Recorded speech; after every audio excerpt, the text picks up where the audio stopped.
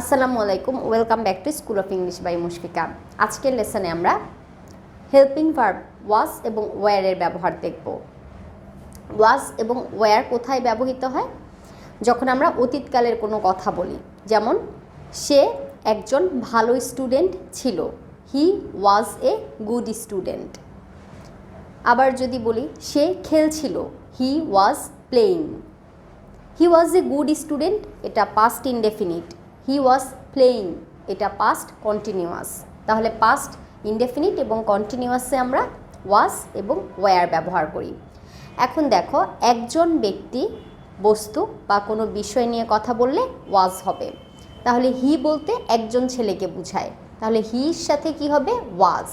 হি ওয়াজ। যখন একজন মেয়েকে বুঝাবে শি ইউজ করব, শি ওয়ার্ডের সাথেও ওয়াজ হবে। He was, she was. ইটের সাথে was, he was, she was, it was. This, this বলতে একটা বুঝায়, this was, this was. This was important, এটা গুরুত্বপূর্ণ ছিল, this was important. That was, that was, that was important, সেটা গুরুত্বপূর্ণ ছিল, that was important. Everyone was, everyone was waiting for you, সবাই তোমার জন্য অপেক্ষা করছিল।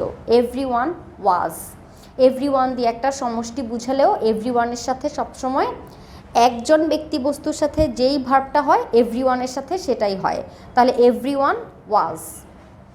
পরেরটা দেখো, একাধিক ব্যক্তি বস্তু বা প্রাণীর ক্ষেত্রে আমরা আর ব্যবহার করি, উই আর। দে, দে মানেও একাধিক, তারা। দের সাথেও, সরি আমি তো এখানে পাস্ট দেখাচ্ছি, তাহলে আর হবে না, ওয়্যার হবে। উই ওয়্যার, একাধিক ব্যক্তি বস্তু বা প্রাণীর ক্ষেত্রে ওয়্যার হবে, we were. We were happy. They were, তারা।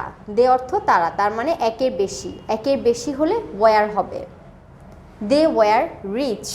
দে ওয়্যার ওয়ারিড, তারা চিন্তিত ছিল, they were worried. Nilu and Shilu, এখানে দুইজন ব্যক্তি, তাহলে এখানে ওয়্যার হবে।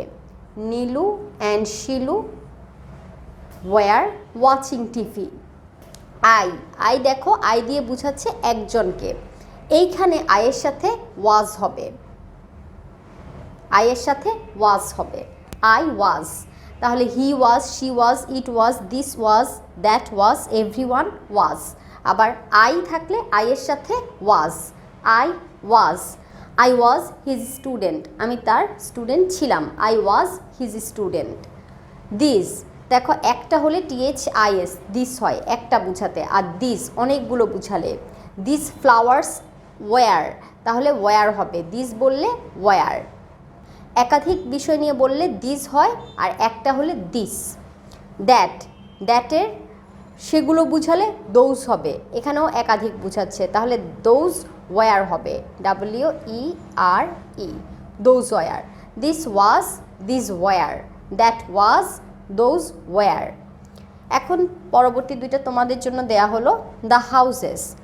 যদি অনেকগুলো বাড়ি কথা বলি, অনেকগুলো বাড়ির কথা বললে কি ওয়াজ হবে না ওয়্যার? অবশ্যই ওয়্যার হবে, দ্য হাউসেস ওয়্যার।